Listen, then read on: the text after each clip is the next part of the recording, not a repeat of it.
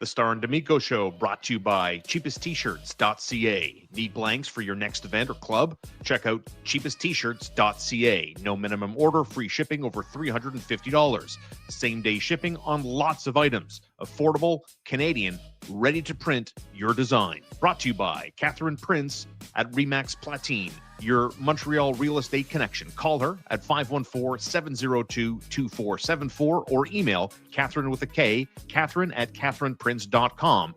If you're looking to buy, sell, or invest with confidence, Catherine Prince, your key to the city's property market. Brought to you by McLean's Pub. Looking for a lively downtown spot with great food and atmosphere? Come to McLean's Pub on Peel Street. Classic pub eats, plenty of beer, and all the sports on all the screens. Grab your friends and make McLean's your go-to place tonight. Brought to you by Cabletel, your full-service telecom partner for business and home. From structured cabling and phone systems to Wi-Fi, cameras, and alarms, Cabletel keeps you connected, secure, and performing at your best. Your partner for the future. It's Cabletel. Happy Sunday morning, you guys. Welcome to the live presentation of the Starr and D'Amico Show on YouTube.com. And, of course, where you can find all your audio podcast platforms. Big shout out to our friends at Little Bear at littlebearonline.com. Chuck and Evie, family-owned, operated business. They got their daughter involved, too. She does a lot of fun social media. They care about your pets as much as you do. And I trust my pet with them. And I think you should, too. They got delivery. They got curbside pickup. They got all the best brands at the best prices from around the world. As Marco decides to go with the hat today, wearing his Iron Maiden T-shirt. I hope you're going to be going to the concert with that announcement coming in the last couple of weeks, Marco. Tickets purchased. Done. And who are you going with? Is that a white thing? Wife. Or is that the wife? No, good for you. I love Yeah, hearing imagine that. already telling her mom, "Hey, can you babysit the kid that's not even born yet? We're going to a concert in September." I'm sure she can't wait for the opportunity to put her hands on her. Yeah. Do we know boy, girl yet, or is it? Do we know anything? Boy, boy. Whoa, Mazel Tov, you did it! What a closer! Coffee for did closers, it. and Marco's a closer. Way to go, brother! Welcome everybody to the live show. Happy to be here on this joyous Sunday ahead of what's going to be, I don't know, like our first winter storm of the fall, early winter season here. Snow expected in Montreal. Later this morning, a few centimeters. So go rake your leaves if you haven't already. I did that yesterday. Same. And get myself ready for the Montreal Canadiens and Utah Mammoth. You know, one of the things I've always appreciated about really good teams, you know, whether it was the Boston Bruins in their heyday or the Tampa Bay Lightning, the Florida Panthers, right? I always believe this. Good teams stop losing streaks. Like, good teams don't go on prolonged losing streaks. So for the first time this season, the Canadiens went into a game with back-to-back L's. And we know the trend, right? Like, you and I and everybody else has been talking about this all season long. Oh my God, leads in third periods evaporate, hang on to your hats, overtime decisions. And it didn't really, work out for them. But good teams stop losing streaks, and the Montreal Canadiens are, in fact, a good team. And they took a 3-2 lead into the third period against Utah, and boy, oh boy, did they step on the Mammoth. The Mammoth helped them out too, right? The Mammoth helped them out too. They played some sloppy games, some just a non-organized game, but I just liked the way Montreal stepped on the gas in that third period in a 6-2 win over Utah last night. Yeah, I mean, listen, I think, just to recap last night, I think the Montreal Canadiens were very opportunistic of the Utah Mammoth's mistakes. Yeah. So we'll give them that. Outside of the first goal, I thought Samuel Montembeault was extremely solid. I saw a lot of Canadiens fans going a little bonkers after that first goal. Get him out of there. What's he doing? Send him to the American Hockey League, blah, blah, blah. Yeah. And then finishes the game with what, a 9.25 save percentage. Like, it was just a really strong game from Samuel Montembeault. Made some really big saves, and he kept them in it. When the Mammoth were really knocking on the Canadiens' door, Samuel Montembeault shut that door, and so he was a big part of last night as well. And then, you got to give it to the Canadiens. Almost every line scored. Yeah, and it was really fun to see. Everyone kind of get in on this. Outside of their fourth line, we'll definitely have a conversation about that. But it was a complete game, and once again, what a performance from the Canadiens' top three defensemen in Lane Hudson, Mike Matheson and especially Noah Dobson. I thought Arbor Jacki had another solid performance. I mean, this guy's playing some consistent hockey for this team, man. Like it needs to be said for a guy. And I'll put my hand up. Like I've been critical of Arbor Jacki on a consistent basis, but I pride myself on not showing a lot of bias a lot of the time, and I try to call it down the middle as often as I possibly can. So with that said, Arbor Jacki, Jaden Struble, the depth to talk about how they complement the three guys you mentioned of the all-star variety in Hudson, Dobson, and Matheson. Those two guys, but Jacki in particular, to me, I don't want to say turned a corner yet, but he's about to round that corner with how consistently he's been playing now.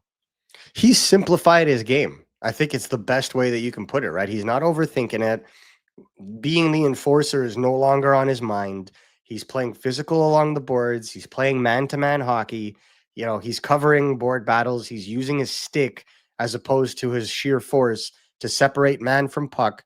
His breakouts are crisper. He's joining the rush. And on the Canadiens' third pair, he brings an element that they don't necessarily have, which is an actual shooting threat from the point. I think he had like 5 shot attempts last night. It's indicative of him going back to what made him an interesting young defenseman when he came in as a rookie. Is he's going back to those basics. And in doing so, what up, Hank? And in doing so, he's just been more solid. And in fact, and I would even say this, he's looked like the safer option on the third pair next to Alex Carrier, who, in my honest opinion, is looking like the Wildy Coyote on almost every game, getting absolutely hammered against the boards. He's the defenseman that's taking the most amount of hits in the NHL right now. And, at least Arbor Jacki is doing his fair share and being able to support him and also support the offense and the breakouts and offensive zone pressure. So to me, keeping it simple, keeping things as they should be. And honestly, I think the real MVP here has to be Hank, other than Jacki. He's a feisty puppy. The guy was so stoked to watch the Canadiens finally put a team away in the third period. He's been waiting all season for it. He's a giant. My dog's a huge Habs fan. Loves Cole Caufield. Cole Caufield now on pace, brother. I mean, I want to get into the 2C conversation and what's happening with Kirby Dach now. Scored again, 2 shots on goal. And just to round out the defensive conversation, Struble physical, Jacki physical. Both guys had 4 hits. I'm a big fan of that, especially when guys are getting close to whoever the goaltender happens to be. I want some of the defensemen known for their physicality to be just that, but to be physical.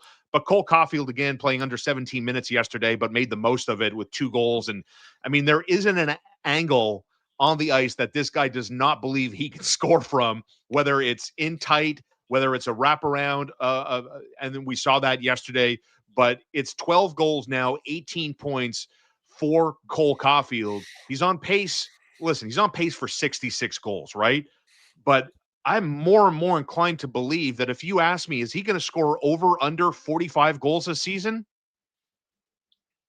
Yeah. I'm going over. Yeah. What do you think about the projection that he's on, the clip that he's playing at right now, and where it might end after 82 games? I think the one thing that held Cole Caufield back, actually there's 2 things that really held Cole Caufield back, is in the past he would always go for the perfect shot. Yeah. Right there. The amount of shots that Cole Caufield would take that would not hit net because he was looking for the perfect short angle shot. He doesn't do that anymore. He's actually trying to catch goaltenders cheating, which he did on Vejmelka twice last night. And we've seen it with other goaltenders as well. He's not necessarily going for the low percentage shots.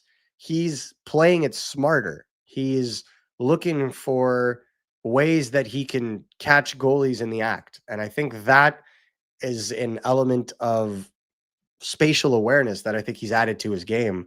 And I think it's going to keep goaltenders guessing, right? Because goaltenders that are cheating are going to see what happens with Cole Caufield, and they're going to cover their posts, so they're going to cover their angles more. But what is that going to do? They're overcompensating on one side. It's going to open up a whole other side of the net, and Cole Caufield's going to take advantage of that. So because goalies now will be kept guessing, Cole Caufield's offensive scoring, to me, is completely sustainable. And I will go one level beyond that. A lot of Cole Caufield's offense comes from his smart positioning, his overall strong defensive play, and his puck support to his teammates. So you factor in all those things, and I think Cole Caufield, you say over under 45, I think 45 is more than attainable, and I think health permitting, I think 50 is on the table. I think 50 is on the table. Get Stefan Richer on the phone. Put him on the watch, because as we know now, and like I've been saying this for a while, I'm ready for the new version of history to be made. Mats Naslund was the last 100-point guy, right? I'm ready for history. Stefan Richer, the last 50-goal guy for the Montreal Canadiens. It was, as we spoke about, Nick Suzuki's point streak coming to an end in New Jersey, right? We're talking about like almost 30 years. The last time a player wearing the bleu blanc rouge was able to sustain that level of offense on a consistent basis. I mean, hell, we're going back to Vinny Danfus, Pierre Turgeon of the early to mid 1990s. So again, it's about the depth here. Like they've got 7 guys that are in double-digit scoring through 15 games. I mean, whether we're talking about Lane Hudson, Noah Dobson, the first line, Alex Newhook, Juraj Slafkovsky, Kapanen, all on 6 goals here. I mean, to me, I don't know how much is unsustainable. It's been so consistent all season so far. The only thing that I find is unsustainable at this point is the utilization of specific lines in specific situations. Right. Like the Canadiens' fourth line should not be playing more than Kapanen, Demidov, and Newhook at this point. Yeah. They should not. They should not. To me, that's the only like black spot on what I thought was an overall really strong game over as a team, is the fact that at the end of the day, Ivan Demidov is still the second least used forward for the Montreal Canadiens. 5 hours after Martin St. Louis, 6 hours after Martin St. Louis said he's got to find a way to give minutes better. Well, he can't use the penalty excuse. He can't use the road excuse. He had the last change. Utah only had 2 power plays, 4. Yeah. None of these arguments apply now. So what's the reason? Joe Veleno is the only player that played less than Ivan Demidov last night. That is unacceptable. And Ivan Demidov still managed to look fantastic yesterday. I mean, I know Oliver Kapanen, we're going to talk about him. We're going to get into him. But that goal does not happen without that elite play, that beautiful setup from Ivan Demidov. And I think you see stuff like that. You see his implication defensively. It's your job to get this guy. He's going to be a franchise winger. Yeah. Playing him 11, 12 minutes, 13 minutes a game is just not doing him any favors at the NHL. And you could say you don't want to overwhelm a rookie. I could somewhat understand the argument of, although good luck overwhelming him. He played under Roman Rottenberg. So I think he's pretty balanced at this point. You could say defensively, maybe not always there.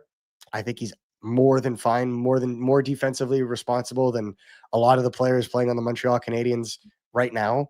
And you can't tell me that he doesn't impact a game in transition in the offensive zone. So if your cop-out is to get Ivan Demidov minutes, is hoping that the Canadiens have multiple power plays so that you can get him PP1 minutes, unfortunately, that's not good enough. That's not good enough strategy. You are lucky that the Canadiens came out and won 6-2 last night, because if it was another Philadelphia Flyers, New Jersey Devils effort, at least in the first 2 periods, we would be having a very different conversation this morning. Sure. And this would be a massive topic.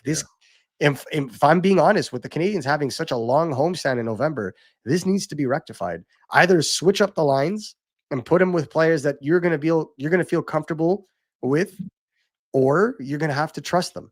You're going to have to trust them a little bit more. I don't disagree with that. And I see some comments here, like, just to clarify something. I mean, he did not play 16 plus minutes last night. He played 13, 14. Yeah. It was basically a wash too. You look at the even strength ice time, I think it was 3 seconds more than Joe Veleno at even strength. The difference was over 2 minutes on the power play. 9 seconds more at 5-on-5. He played 11-12 at 5-on-5. Joe Veleno played 11-03. Totally. But you factor in all the minutes, and he played 13-18 last night, second least. I don't know, and it's funny, because Martin St. Louis, and look, nobody's perfect. Nobody works under the assumption that you're perfect, right? And he did. I mean, he did point out that, occasionally, he gets caught up in penalties, he gets caught up in matchups, to kind of explain the lack of minutes for certain players. Obviously, we're talking about number 93 primarily. I mean, the explosiveness, the vision, the stop and go. I mean, he checks so many different boxes, right? But there's also, I guess, to defend Martin St. Louis. And again, I'm not advocating for, Demidov to play the same amount of minutes, but like they're winning and they're playing really good hockey and they're fast. Like, I mean, you also have to manage the game that's in front of you. And like, there's not a lot of critique about Martin St. Louis, just to defend him for a second, Continue over relying on the same elements, and they're going to wind up just as burnt out as they were at last year's playoffs. That's the youngest team in hockey. It's the youngest team in hockey. Care. What are you worried about? Like they run Mike Matheson into the ground every night. That's the difference. Mike Matheson can handle it, right? There's a difference. Mike Matheson has shown time and time again that he can continue to play these elements, and now he's got backup, right? He has Noah Dobson that takes on a lot of the help there. So it's a lot of minutes, but it's less hard minutes. He's not going around his zone like a chicken with no head anymore because there's a stronger defensive structure and they have a transition game that works. So that helps. But at the same time, overtaxing Nick Suzuki, we saw what happened. He was banged up by the end of the season last year. He was tired by the end of it. He wouldn't admit it to anybody, but he was gassed when we were in the room with him. Right? Sure. Like this is you don't want to put yourself in that situation. And I'm going to go one step further. The Canadiens' fourth line has 2 goals at even strength this season. 2. Yeah. And they're playing more minutes than the Kapanen or Kirby Dach line, both of which have been far better. Yeah, but again, I mean, to explain that, I mean, we're talking about like the 4th, 5th most penalized team in hockey. I mean, at 5-on-5, I'm talking 5-on-5 minutes. All of this is 5-on-5 minutes. You can't control what a game gives you, right? Agreed. Well, I mean, you can. Don't take a penalty, but you know what I'm saying. Well, but like when you're a coach, you can't control what the game gives you. You can only work around that. And again, I'm not going to sit here and they won 6-2. So I just really want to make this really quick. But Kirby Dach and Oliver Kapanen just keep going like this in their performances. Agreed. Jake Evans, Josh Anderson, Joe Veleno. Yes. Like, agreed. To me, like, I'm sorry, that just did not work. That combination does not work. And to see them routinely get more minutes because the other 2 lines aren't trusted defensively is the play not to lose mentality I was getting in on when we were talking about why can't the Canadiens hold a lead? It's that. It's exactly that concept. And then you go and look last night, what happens? The Canadiens start playing those other 2 lines a little bit more at 5-on-5. They get an extra shift. Newhook scores a winning goal, the game-winning goal, right? The beautiful game-winning goal. Nice in a late period setting where naturally that would have been the Jake Evans line that would have been out on that shift. That rotation was switched. Yeah. Same thing applies. So I throw him flowers, but it's because it's minute changes and it's just going back to the habits. So I respect Martin St. Louis for coming out and saying that's something he's got to improve on. But when I look at Ivan Demidov, I just feel like this is a franchise winger in the making. Make time for him. 15 games in, they're making time. It's working. They're one of the best teams in the National Hockey League. Listen, I agree there can be more minutes. The coach even mentioned that he could do a better job of that. Let's see what happens. The Canadiens are back to their Tuesday, Thursday, Saturday format this week. Home all 3 times, LA, Dallas, and Boston. Don't forget, if you like what you watch here and like what you listen to here, why not come see us in person at Maison Publique McLean's coming up on November 17th, so a week from tomorrow. We're going to be live, doing this show live. It'll be on the PA system. You can have good drink, good food, great service at Maison Publique McLean's on Peel Street. And we're going to be live from 6:30 to 7:30. Big shout out to our friends at Marilla Steakhouse in Ganawage and on Highway 132 there, right over the Mercier Bridge. They love this show and they love the audience and they want to make sure that you guys are outfitted with some great. We have $100 gift certificates to hand out at Maison Publique McLean's coming up a week from tomorrow. So that's November 17th. And we've got swag to give away. We'll have gift cards from McLean's as well to hand out. So lots of motivating reasons to come hang out with us on a Monday night, watch the show, get some swag, get some good eats, and let's have some good company and a good time together. So that's coming up on November 17th. Jake Evans, by the way, saved Sam Montembeault's Tuchus yesterday when the puck squeaked by him, and there he was right on the goal line, right?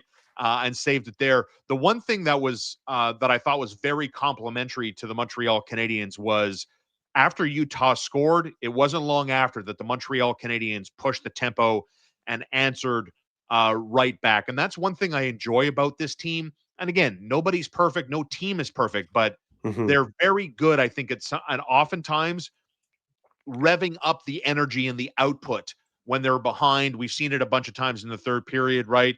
They're very good at that. And that was in fine form, I thought, against Utah on Saturday night. Yeah, I think one of the elements, though, is you had a couple of players that were, very motivated. Yeah. I think you think back to Alex Newhook, for example. Alex Newhook's goal is going to be on the highlight reel all season. Yeah. Good for him, right? Yes. Because sometimes it works out, and sometimes it's the game overtime giveaway against New Jersey, right? So you give and you get. But what I appreciate, you talk about not getting down, right? Earlier in that second period, Alex Newhook hit a clear post, right? And you would think, man, another post. Guy's getting snake bitten again. It's like last season. And he doesn't give up. He gets right back to it. Oliver Kapanen makes a nice play on the boards. He's off to the races, makes JJ Peterka look really bad, and then just wires a shot by Vejmelka. And you saw the reaction from him, the energy.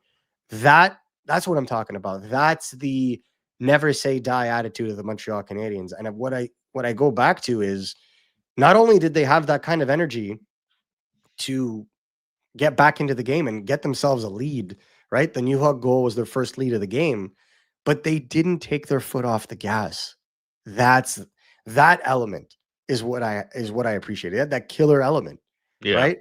And what led to the insurance marker was sustained offensive pressure in the offensive zone, right? And you look at the Cole Caufield behind the net gimme goal, right? What happened from there? That was Noah Dobson jumping into the play. Well said, yeah. Right? Yeah. Coming in as the fourth forward, discombobulating, the defensive structure for Utah. Cole Caufield just goes around the net, catches Vejmelka cheating. And so it's again pushing the pace, being aggressive, forcing your opponent to commit a mistake because they're the ones under pressure, not you. That was the change in last night's game. That to me is why they were able to hold a lead for one of the few times this season. And if they continue to play like that in the third period, if they show the killer instinct, I believe that they will have far more success in being able to do this on a long-term basis. Love seeing this from Louis. Hey boys, I ordered a crap ton of white t-shirts after seeing your reply about the quality. Thanks again for your time and the show, you guys. Louis, of course, referencing one of our proud sponsors, Cheapest T-Shirts, another Montreal company. We love supporting local in the show. Cheapesttshirts.ca. If you want to be like Louis and get a bunch of T-shirts, they do online graphic design, right, Marco? And, you got pretty much almost same-day delivery. If it's not today, order today, you'll get it tomorrow. They're that efficient, that good, and a variety of quality, right? And trucker hats, beanies, toques, you name it. Proud sponsor of the show. And as always, you can support us by supporting our sponsors like Louis did at cheapesttshirts.ca. What we saw yesterday, brother, it presents what I would classify as good problems to have. We're going to have an expanding view on this tomorrow on the program. Members of the channel will get access to our video tomorrow as we talk about the depth at 2C for the Montreal Canadiens. Did we just see one of the options being taken off the table? And one of those options, as you and I have discussed many times, Band-Aid solutions, short-term rentals, short-term contracts to pick up. But now we're starting to see Kirby Dach cook a little bit more. We're starting to see Oliver Kapanen cook a little bit more. And Michael Hage has been playing on the wing for the last 2 weeks. And again, I don't want to scoop ourselves because we're going to get into this tomorrow, right? But are we starting to see a little bit more clarity on the 2C position as the regular season for the Montreal Canadiens begins to unfold? I don't necessarily think so. What you're seeing, however, is really good development from two younger right shot centers for the Montreal Canadiens. I think the difference in what we're seeing right now is Kirby Dach is. It I think drove me crazy too. I love that's why I put it up. As okay. Noya points out, I'm so pissed that Sportsnet cut to the Leafs game so quickly after the Habs awesome win. Like I couldn't. Anyways, just a pet peeve of mine. I just wanted to point that out. Yeah. So one of the elements to look at, you look at a guy like Kirby Dach, he's healthy, right? This is the longest he's been actually healthy in a long little while. He's playing with confidence. His goal, you can't chalk it up to, oh, it was a late period goal. Nobody really cared. He made that goal happen. Yeah. Strong forecheck, playing high in the defensive zone, gets the puck off to the races, and a really strong 1v1 move against Vejmelka and beats him. And again, like, he's just doing he has the right habits in place, and that's what you have to respect. That's what you have to put out there and say, you see, this is what's different from what we used to see from Kirby Dach, because he's going to the high danger areas. Yeah. He's attacking open ice with speed. He's attacking open ice with puck possession. He's protecting pucks. He's finding his teammates. I mean, he could have had a couple of helpers last night if his team, if Gallagher converted when he obviously that behind the back pass on the breakaway. Oh. It's maybe he should trust his shot a little bit more. Yeah. But other than that, like, I continue to watch Kirby Dach, and I continue to come away thinking to myself, even if it doesn't work out at center, this is a guy who could be part of the solution if he continues to play this way, because big body centers or big body forwards that can move like that are right shots, that have the hands that he does, are very hard to come by. So it's been very beneficial to the Canadiens watching him develop. He's not scared to go into those high danger areas. He's not scared to take contact. In fact, now he's starting to give those hits out. Yeah. So he's starting to stack those games. He's definitely starting to show what he can show. And what I saw last night and what I've seen for the last 2 weeks reminds me exactly of how he looked like before he went down with an injury in 2022, 2023, when he was first acquired by the Montreal Canadiens. And he looked dominant in that month of January before going down with an injury. It's twice now where I've kind of been underwhelmed, like, I'm a big fan of storylines. When I go into a game, a series, I love storylines. Who's going to emerge in a battle of 1v1, team versus team, whether it's coaching, whether it's young players, whether it's veterans, right? Mm-hmm. So case number one, I was a little underwhelmed. And listen, I mean, Matvei Michkov versus Demidov last week was a no contest, unanimous decision for Demidov over Michkov in that 1v1 storyline, right? By the way, nice goal by Michkov for the Flyers against the Sens yesterday. Yeah, that was really nice. Jake Sanderson, in a nice move in the offensive zone and scored a goal. That's a good game for Jake Sanderson. Two defensemen. That was a nice bit of work there. But I was underwhelmed. I was looking forward to the 2022 draft clash between Logan Cooley of the Utah Mammoth, who are now starting to come back down to earth. Utah's lost 4 of their last 5 games here. But what'd you make of Yuri Kovalev versus Logan Cooley last night? That's tough, because I thought, you're looking at him, I thought he had a good game. I thought Cooley was, slippery out there, finding his teammates. Samuel Montembeault made some really good saves. That save on Nick Schmaltz was a really good setup from Logan Cooley. So I really enjoyed what I saw from him. Yeah. Yuri Slafkovsky's physical brand of hocky is just really fun to watch. Yes, sir. Like, I just talked about Montembeault robbing, Nick Schmaltz and, a lot of those plays being nullified. But Yuri Slafkovsky could have had a couple of more helpers last night. I mean, some of those, and it's like a blink and you'll miss it, but some of the plays that he makes along the boards where he's able to not only strip the opposition of the puck, keep possession, and then pivot his body to open himself up to the rest of the ice away from the boards, so he's protecting the puck at the same time. Those are details that he didn't have last year that then allow him to make the quick pass in the slot. And Nick Suzuki almost had a goal right there and then, I believe in the third period, because of just some quick thinking from Yuri Slafkovsky. The way that he is helping that first line get, maintain, and exert pressure is just, I'm not going to go elite because that's your, let's see this over 40 games plus. Yeah. But this is the exact forward the Canadiens drafted, or at least had in mind when they drafted Yuri Kovalev. And I don't necessarily think it's he's better than that one, because if the Canadiens would have drafted Cooley, they wouldn't have a 2C problem right now, but they definitely have a size problem. And then vice versa. The Canadiens had multiple needs in that draft. They needed to assess them. Which one is harder to come by? It's a very real argument that you can make about which one is more important.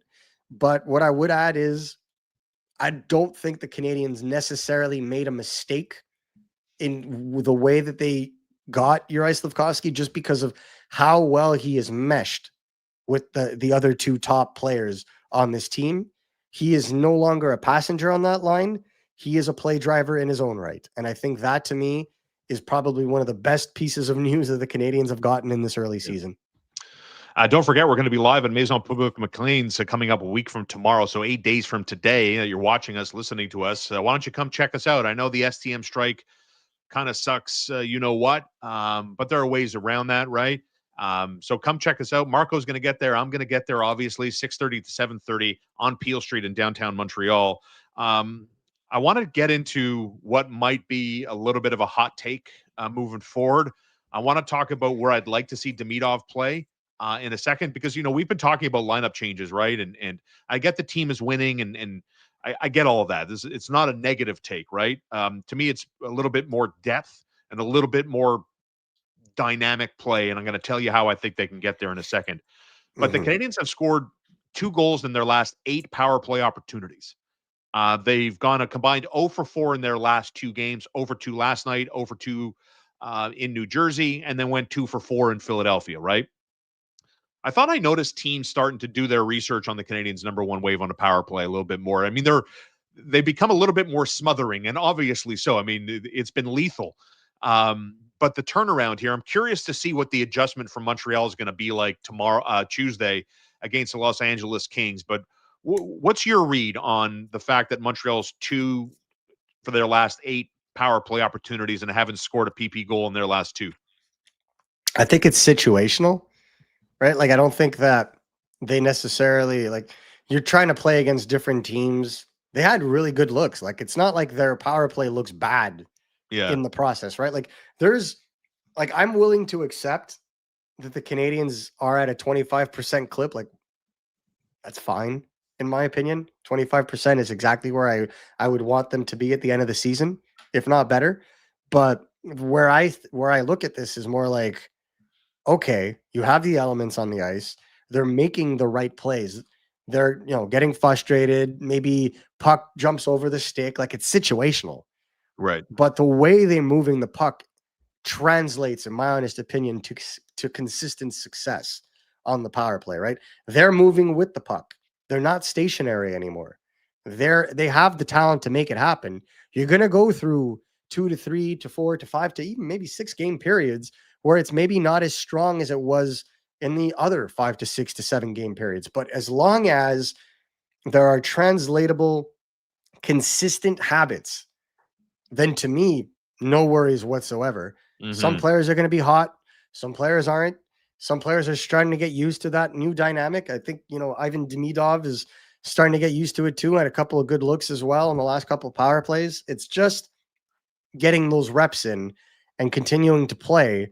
And you're right. Teams are starting to take notice. Any team that's not starting to take notice of the Montreal Canadiens is not doing their job. Right. Your video coach is just not doing their job. And if you want, lately, especially if you want to counter the Montreal Canadiens, you really do have to pay attention to their top unit. And I think teams are starting to take notice, right? One of the things I noticed last night, Utah did not, the 2 forwards on Utah in the quartet of PK players didn't play high in the defensive zone. They played in the middle. Why? Because that boxes out Nick Suzuki, and it's basically just a passing game between Lane Hudson, Ivan Demidov, and Cole Caufield, and the cross-seam one-timer goes away. So it forces the Canadiens to have to move around a little bit, and it wastes time. It creates uncertainty, right? So the Canadiens, for their power play to become more efficient, need to be the aggressor in this case and move around a little bit more. They did a really good job of that when the teams weren't expecting them to do that. But now that they do, you need to maybe shift it up a gear and be a little bit more implicit and aggressive in doing that. And I think that will help open up ice for them so that they can get passes through and they can execute the plays that they want. If we're talking earlier about Ivan Demidov, ice time, maximizing his potential, and I say this with the full understanding, the fact that the Montreal Canadiens have the second most points of any team in the NHL. Colorado's on 23. Habs Devils are on 22. Those pesky Penguins are just not going away. The Anaheim Ducks have won 6 in a row. As terms of this, I mean, I love seeing young players do heavy lifting. And the Anaheim Ducks, we've been warning you about the Ducks for a little bit here. This team they're hot. Can I add something that's hilarious to me? Eat your heart out, Chris Drury. Yeah. Because Chris Kreider is a point per game forward at the moment of this writing. Correct. And Jacob Trouba won the game for Anaheim last night in overtime. You know, I love watching these cast-offs that the Rangers thought were the problems in the room, and they're doing such wonders for those kids in Anaheim, while the New York Rangers are drowning as we speak. Couldn't happen to a better guy. Like I told you before, the Rangers to me, this is not a great organization from the top to the bottom. Bringing in a guy like JT Miller for an air quote culture change. What are we talking about here? They don't win on home ice. They can't even freaking score on home ice. I think they've been shut out in 5 of 7 games in front of their fans at Madison Square Garden.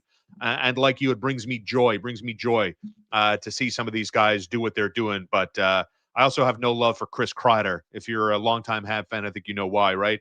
But I think I'm ready to I think I want to see Demidov on the top line. I'd like to see that. I'd like to see that change. You know, we talk about like minutes and everything else. And I go back, other than the Demidov individual play, we all watch this team. We all watch how dynamic he is, explosive, all those things, right? But if we go back to Kirby Dach in his early days as a Montreal Canadien, him and Uri Slafkovsky were pretty tight, and they were looking forward to playing together, big body guys on the same line. There's part of me that would love to see what that would do in a decent sample size, where Slafkovsky would join Zachary Bolduc and Kirby Dach. There's a nice meat and potatoes line here. And it also puts me over that I like the way Kirby Dach has been playing again. A facilitator, obviously, but he's been scoring goals. But man, oh man, I think I'm a little bit ready to see if Martin St. Louis would make that what would be a really aggressive move here and taking Slav off his best friend's line, the little brother, the older brother, the middle brother line. So I totally understand the logic. Yeah. That's not going to happen. Simply just because Martin St. Louis also likes to use that top line against other teams' top lines. Yes. And I don't know that Ivan Demidov is necessarily there defensively. I don't think he hurts the team, but I don't think he's at that level defensively where you can utilize him in that kind of strategy at this moment. I would flip your idea. Leave the first line alone because you do need some consistency. And the Canadiens, as you said, are winning. I mean, they're 10-3-1, 10-2-1. Like, you don't need to make a massive change. 10-3-2. Yeah. Man, guys, I've been really sick this week. I apologize for my numbers. But when you look at the Kirby Dach line, like, to me, Ivan Demidov is not getting the minutes that he is deserving of because Martin St. Louis does not trust his line against other offensive lines, even at home with the last change. That's a fair thing. You know, he's the coach. He's there. He sees them at practice. He's around them all the time. He wants to make that call. I understand it. But you got to find ways to get your guy more minutes. And you cannot tell me that the only other line you trust out of the 4 that you have outside of the first line is the Jake Evans line. Mm-hmm. Like, there are 2 players on that line that are known for a well-rounded game, Jake Evans being, the best of the bunch.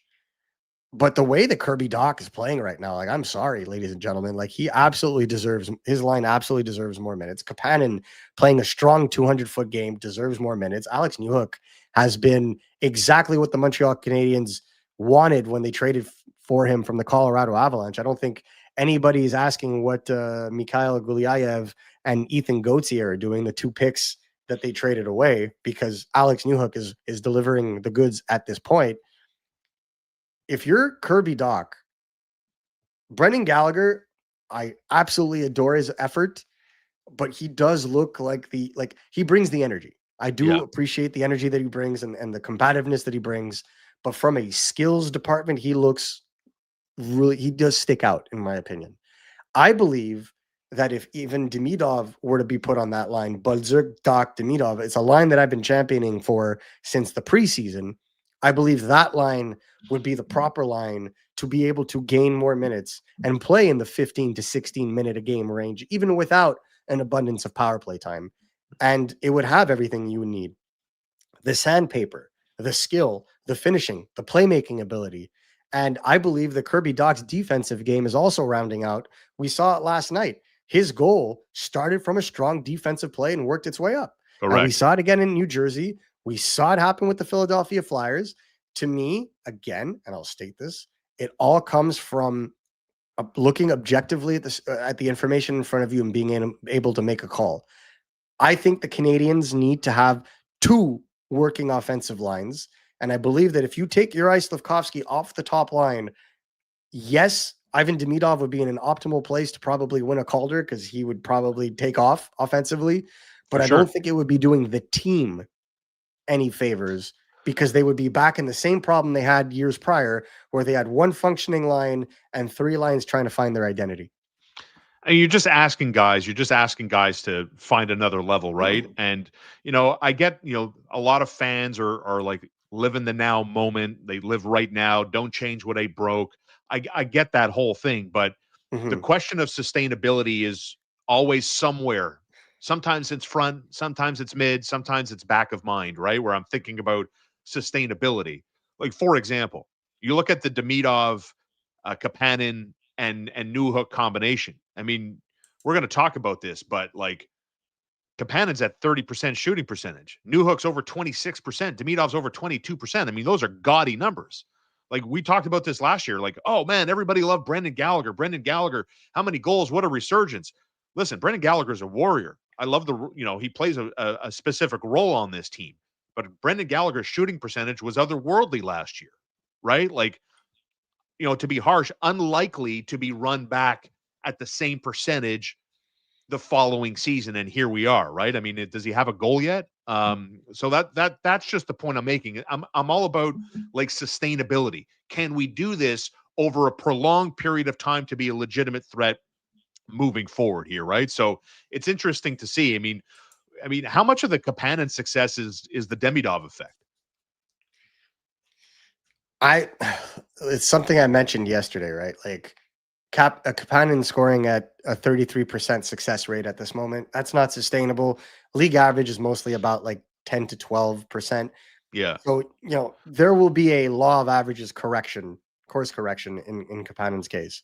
What I do appreciate is the 200-foot game. I think that you can't teach. Well, I mean, you could teach, sorry, but that you can't take away. I don't think it goes away as long as he consistently does the right habits on the ice. That will stay the way it is. But I think playing with an energized Alex Newhook and the skill of Ivan Demidov brings the rub, brings the confidence. And he said that much. He's like, I feel so light playing with those guys because I feel like I just need to follow and good things will happen. Yeah. And that's why I say I think Ivan Demidov has had a fantastic impact on Oliver Kapanen. What a way to start your NHL career, playing with a guy like Ivan Demidov, who is already a near point per game player as a rookie, right? Like, it's incredible. And then to me, with the minutes that he's getting, like, his points per 60 is through the roof. And so it brings me to my next question. The Montreal Canadiens do not view Oliver Kapanen as a future 2C, a legitimate 2C. They do not at this junction. And if the idea is to get Kirby Dach going so that he could potentially reach that level, well, why not put all your eggs in that basket, put all your assets into making sure that will happen, And then at the same time, that line will be a line that you can trust and play 15 minutes a game. And Oliver Kapanen and Alex Newhook will be the basis of holding down your third line. And that third line could be flanked by Brendan Gallagher or a call-up from Laval. But I think it becomes like the duo of Kapanen and Newhook is already established. They play together on the PK. They play together at 5-on-5. The chemistry already exists.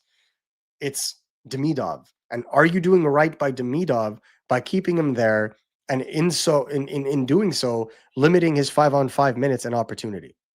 That's where I stand on this. Again, yeah. A busy week ahead, Tuesday, Thursday, Saturday, all 3 games at home, big games. You got the LA Kings coming up on Tuesday, visit from the Dallas Stars, and always fun Saturday night at home against the Boston Bruins. And they're right back at it Monday, November 17th at Columbus. And if, let us know in the comments here, like comment McLean's, if you're going to be at our live show November 17th at Maison Publique McLean's, write McLean's in the chat, and I'm going to take note of it because if you show up, I want to make sure you get some free swag and we treat you right for supporting this show. So that's coming up Monday, November 17th, Maison Publique McLean's on Peel Street in downtown Montreal. Just comment McLean's in the chat. I'll favorite it, and I want to make sure if you're there, I'm going to be able to hook you up, whether it's a $100 at Morella's, a gift card from McLean's, maybe Marco's hat, maybe Marco's Iron Maiden t-shirt. Maybe you can babysit Zelda, one of his kitties. There's lots on the table, Marco. It's a family-friendly show. There's lots of opportunity here. Is that fair, Marco? That is fair. You know what's not fair? Yeah. The treatment of Sam Montembeault in the first period. My gosh. Nice to see the man. Nice to see the man finish with like almost a .930 save percentage yesterday, and especially in the third period when his trapper was in the right spot, the puck found it.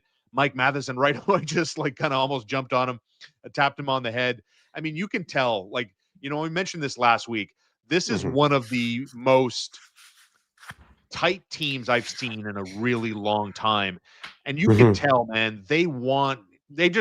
I'm not saying they play favorites, right? But they just want him to rebound and do well. That was my read just off that one save in the third period yesterday. I was happy for the guy. Yeah, well, I think, outside of the first 5 to 10 minutes of the Philadelphia Flyers game and the first goal against Utah, so that was 3 minutes in, I thought he's been excellent this week.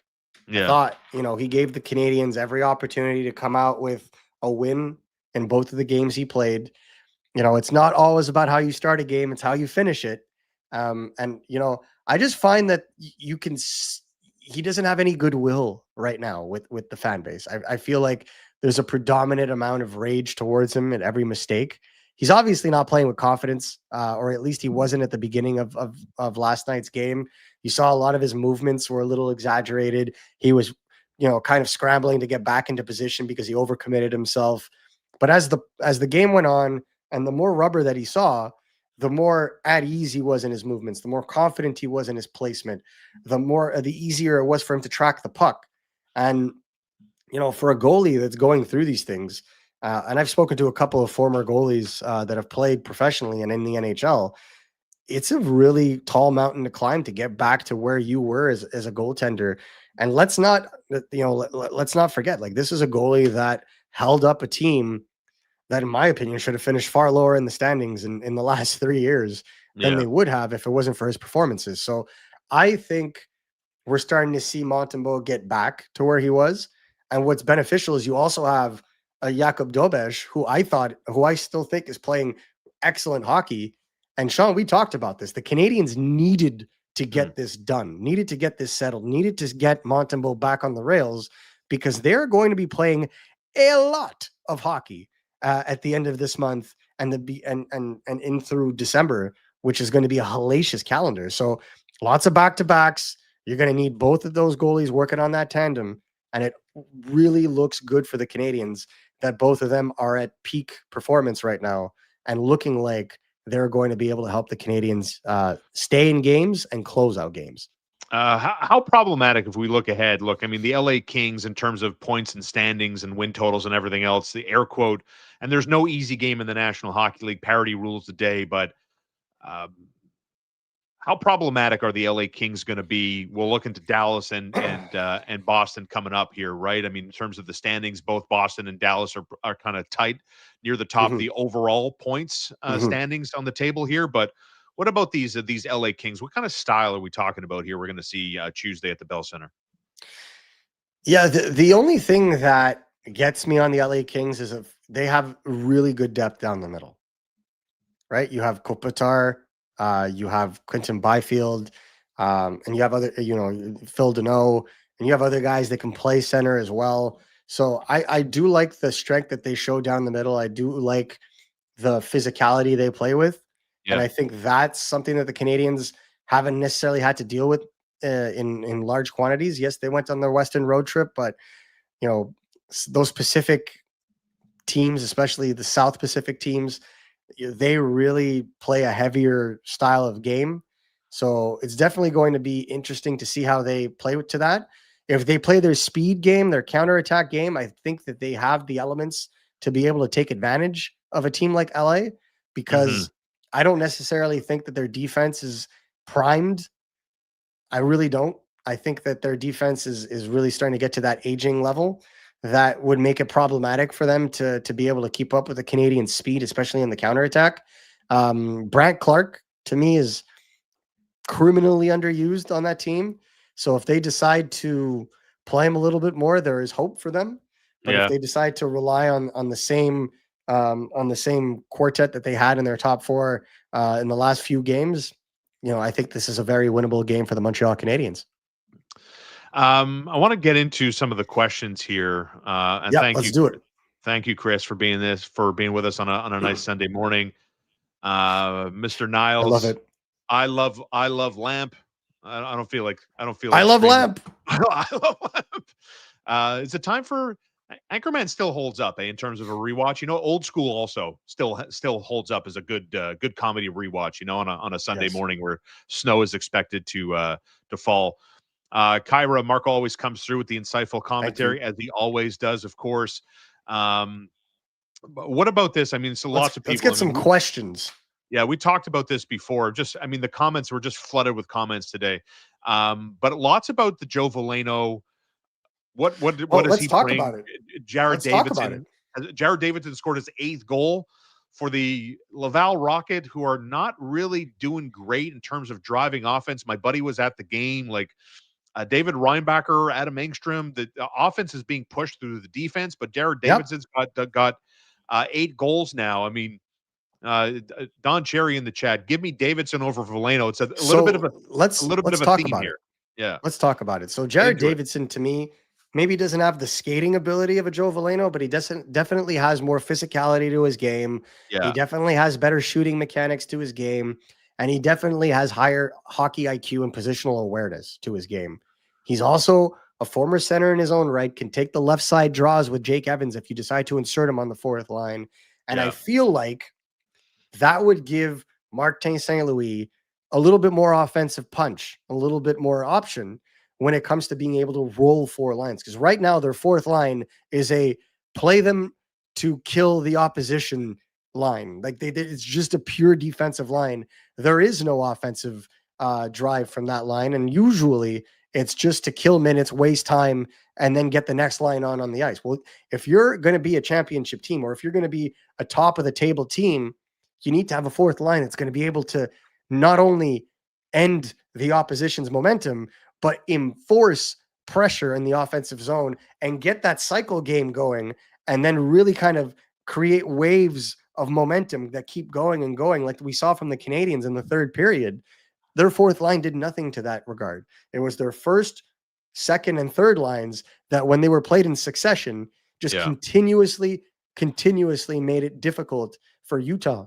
And you saw it, that line change, that terrible line change that resulted in Nick Suzuki's goal was a prime example of one line coming in, causing all kinds of chaos, and then Utah not having enough time and wherewithal to perform a change before the next line came on and exerted even more pressure, and they took advantage of that and scored. So that's what you want to see. And if that's the style of play you want to play, then you need to have yourself a better option on the wing on the fourth line. Joe Veleno is a great insurance policy as a 13th forward, but you have better options. And I understand the Canadiens want to accrue as much cap space as possible, but with the playoff salary cap, the difference between 25 and 23 million at the trade deadline is not that big of a deal.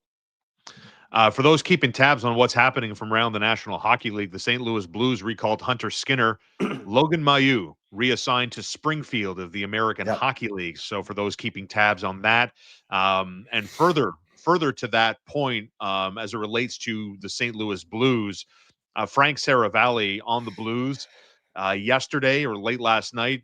The message that's been delivered to every team in the NHL by their general manager is we are open for business. The St. Louis Blues are ready to make a move. Doug Armstrong, as we know, has the reputation for not being the most patient general manager running a club in today's National Hockey League. So stay tuned for that. Marco and I are going to dive deep on some trade targets, some teams maybe like St. Louis that are looking to make some moves. What does that mean? You'll have to stay tuned. Steph Howard, I find the Canadiens are winning based on talent. Last night, they played well, shut the Mammoth down, but they got to play better. The previous 5 games won't work in the second half of the season. What about that? Obviously, Steph talking about sustainability, Marco. Yeah. Definitely, if you look at the analytics, Utah had a significant advantage when it came to chances for and 5-on-5 possession. Like, they controlled the pace of the game. Where the Canadiens were successful is they took advantage of Utah's every mistake. They were very opportunistic. They've been very opportunistic this entire week. And you're not going to run in, like, they've run into 3 very weak goaltending performances, right? Like, Urson was terrible in Philly, right? It was Vladar was terrible. What was it? Yes, you're right. Yes, yeah. It was Vladar was terrible on Tuesday.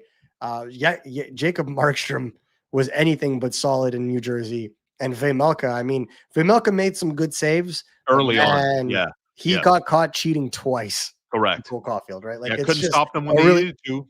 Right? Yeah, really bad look. So I agree with Steph with the comment that was made that the Canadiens were very opportunistic and they used their talent. Sometimes that helps you win, but you're absolutely right. The details, some of those details were off. However, I will add, I thought the Canadiens played a perfect third period. Yes, it's normal. It's normal for Utah, as they are trying to get back in the game, to get a little bit more of a bump in the analytics department and look like they're controlling more of the pace because the Canadiens are defending. But I agree with you. In the second half of the game, you need that killer instinct. You need to be able to not only hold a lead, but also continue to pour it on so that you can extend your lead. And that's what the Canadiens did different last night vis-a-vis other nights, is they played to extend the lead, not to lose. This comment from Alex, Michael Hage on Fuego, but a center or a winger. Now, Marco and I have an episode and a deep dive onto this very question.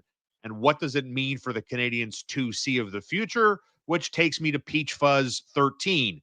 Who do you think the Canadiens will look at for a 2C? Will it be a stopgap center or a younger, legit 2C? You know, the issue, one of the biggest issues is who isn't looking for a young, legit 2C? I mean, that is a coveted commodity. You know what I mean? Like the only thing, depth guy, the veteran guy, I mean, that's more likely in terms of gettability.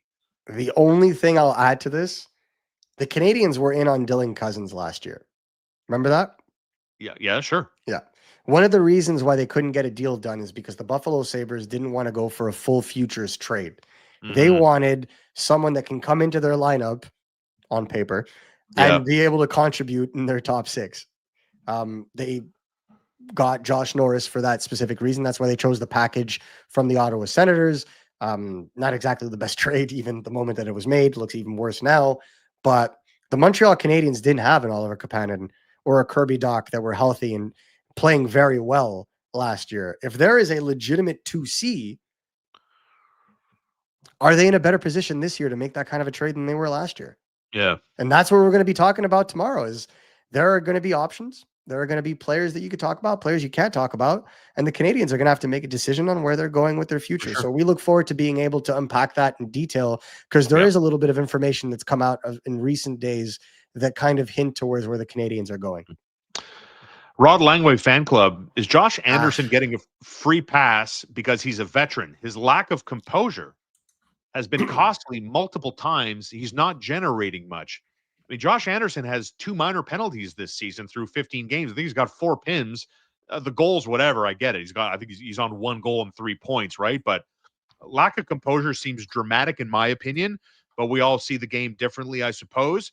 But we're talking about, to me, Marco, the read on Anderson is he's just been reassigned. He's on the first wave of the PK with Jake Evans, and that's his role. He's an energy guy, forecheck guy, and I don't expect anything more than that. Be good shorthanded and be good on the forecheck. That's kind of how I see Josh Anderson today. He's not the guy they got from Columbus that they thought was going to be this power forward 25 goal scorer, I'm sorry, though. I disagree with you on that one. I think he's cost the Canadiens as well with his emotion, right? Like, you think back to that Edmonton Oilers game. Yeah. You could say whatever you want about the officiating. Josh Anderson did not help himself by taunting the official. And I mean, that's one moment in a game where the referees last night atrocious. When he thought that I don't care. You're a veteran, bud. Yeah, mistakes are going to happen, man. Anyway, I don't care. He's one of the only players over the age of 30 on this team. Like, show some composure. Even last night when he thought there was going to be a penalty against, right? Yeah. The second goal for Utah, he was out of his mind, going crazy, harping at the ref. Puck goes back the other way, and the entire defensive structure is off because too busy yelling at the ref and being. Yeah. And there was a few guys there. Let's be honest. There's a few guys there. Listen, I understand, but you continue to play. You continue to play the game. You're a veteran. You show the example. If you're going after the ref, you're not an assistant captain. You're not a captain. You're going after the ref because of a missed call, buddy. You do that during the intermission. You don't do that in the middle of the game. He's not going to call a penalty for something that he already hasn't called. Like, it's not going to happen. So you're wasting time. You're wasting energy, and you're giving the opposition the opportunity to turn around and attack while you're distracted. And it's not the first time this happens. And this, while not being a factor offensively. So to me, yes, 100% getting a free pass because he's a veteran. Because if any of the young players did anything like this, not only would Martin St. Louis bench them, every single outlet in this city will be talking about how the kid has a bad attitude.